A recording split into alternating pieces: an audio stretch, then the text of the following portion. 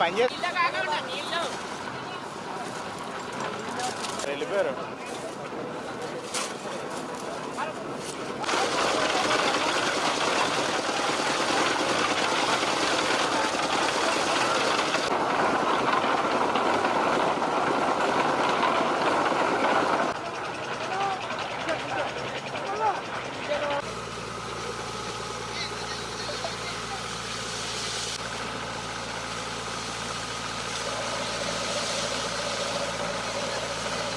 మన Palakollu fire station దగ్గర నుండి పెనుమదం వైపు వెళ్ళేటువంటి రోడ్డు ఆ రోజు 14-19లో మనం అధికారంలో ఉన్నప్పుడు ఆ రోజు 8 కోట్ల రూపాయలతోటి పెనుమదం వరకు కూడా రోడ్డుని ఆ రోజు మనం నిర్మాణం చేయడం జరిగింది.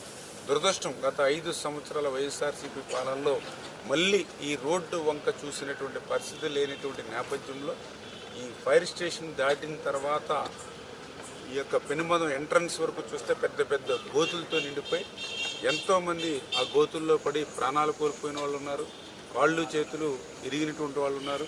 మొన్న మా రాజా ఆయన కూడా ఇక్కడ గోతుల్లోనే పడి ఆయన కూడా కాళ్ళు ఎరగొట్టుకుని 45 రోజులు ఇంటి దగ్గరే ఉండి విశ్రాంతి తీసుకునేటువంటి పరిస్థితి. ఇట్లా మాకు తెలుసున్న వాళ్ళు చాలామంది, తెలియని వాళ్ళు ఇంకా ఎంతోమంది ఉన్నారు.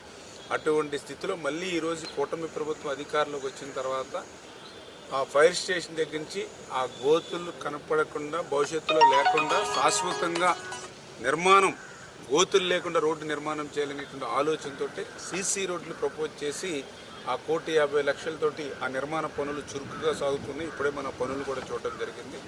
అదేవిధంగా ఫైర్ స్టేషన్ దగ్గర నుండి అటు అడవిపాలెం వరకు కూడా గతంలో మనం చేసినటువంటి ఆర్ఎన్బి రోడ్డు నిర్మాణంలో ఇంకా ఎక్కడైతే బీటీ ఉండిపోయిందో ఆ బీటీ రోడ్డు కూడా తరచుగా గోతులు పడుతూ ఉన్నాయి. కాబట్టి శాశ్వతంగా రహదారులు ఉండాలనేటువంటి ఆలోచనతో 5 కోట్ల రూపాయలు మనం నిధులు మంజూరు చేశాము. ఆ పనులు కూడా వారం రోజుల్లో ప్రారంభిస్తామని చెప్పి తెలియజేసుకుంటూ ఈ రకంగా 5 సంవత్సరాల్లో కుంటుపడిపోయినటువంటి అభివృద్ధిని అంతా కూడా మళ్ళీ ఈరోజు పట్టాలెక్కించి పరిగెత్తించి పని చేస్తున్నాం మొదటి సంవత్సరంలోనే అని చెప్పి మీ ద్వారా అందరికీ కూడా తెలియజేస్తున్నాం.